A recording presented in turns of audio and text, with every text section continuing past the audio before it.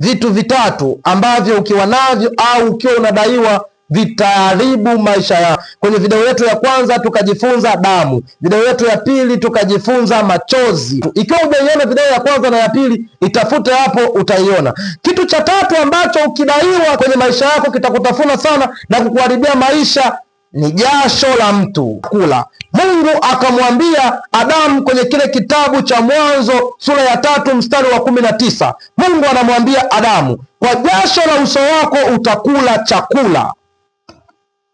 Kwa Mungu anamwekea mwanadamu mifumo tofauti na aliyomwekea mwanzo. Anamwambia kwa jasho la uso wako utakula chakula. Maana yake ili mwanadamu ale anahitaji kumwaga jasho au kufanya kazi.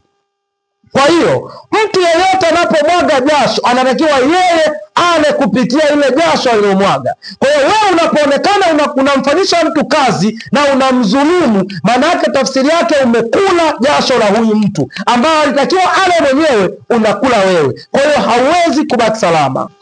Kwenye kile kitabu cha Yeremia sura ya 22 mstari wa 13, Mungu anasema, ole wake aijengaye nyumba yake kwa uovu na vyumba vyake kwa udhalimu, atumiaye utumishi wa mwenzake bila ujira, wala hampi mshahara wake.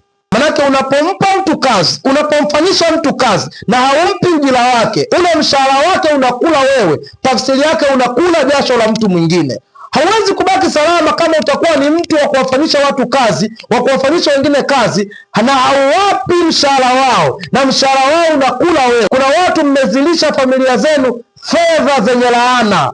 Kuna watu mmewalisha watoto wenu fedha zenye laana. Kuna watu mmesomesha watoto wenu kwa fedha za laana. Mmewazulumu wengine, mmewasomesha watoto wenu. Na ndio maana kuna wakati unaweza kujikuta unatumia nguvu kubwa sana kuwasomesha watoto wako, na watoto wako watasoma, lakini elimu yao haitakuwa na matunda. Kuna watu mmewasomesha watoto wenu kwa fedha za rushwa. Mmezulumu wajane, mmezulumu haki za wajane kwa rushwa. Mmewapa watu kazi, mmewazulumu, na pesa zao mnaenda kusomesha watoto wenu. Na ndio maana utakuta mtoto anasoma mpaka anafika chuo kikuu. Anapomaliza chuo kikuu amekuwa teja wa madawa ya kulevya. Elimu haijamsaidia tena. Baba ulitegemea unasomesha hakimu, baba ulitegemea unasomesha dokta, baba ulitegemea unasomesha mwanasheria, baba ulitegemea unasomesha mtu ambaye atakuja kusaidie na atakuja kuwa na mchango mkubwa kwenye maisha yako. Lakini mtoto anasoma, lakini anapomaliza elimu anakuwa kahaba, anajiuza barabarani. Mtoto wa chuo kikuu anajiuza kwa shilingi 3,000. Amechakaa, amechoka, amepigwa na kila aina ya magonjwa. Kabla hujalaumu, rudi nyuma, angalia mwenendo wako wakati unamsomesha huyu mtoto. Fanyaje? Ulimsomeshea kwa ada za namna gani? Uliwafanyisha watu kazi, baada ya watu kumaliza kazi haukuwapa ujira wao, badala yake fedha yao uliichukua ukapeleka kwenye ada. Ni kweli mtoto wako amesoma, leo anapomaliza shule hakuna chochote anaweza kufanya chenye mchango kwenye maisha yake na maisha yako wewe. Kwa hiyo zingatia sana mfumo wa maisha ulivyo. Kila jambo unalolifanya unajiwekea akiba.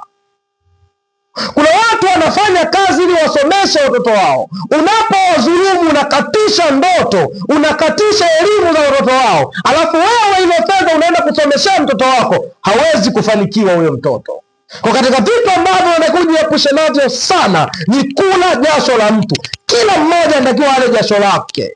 Usije ukamdhulumu mtu, usije ukamfanyisha mtu kazi au ukamdhulumu. Kuna mtu ulikubaliana na mwenzako kufanya biashara fulani ili wape faida, lakini baada ya ile biashara kufanyika na yale mapato kupitia kwako, ukaingiwa na tamaa, ukamdhulumu mwenzako.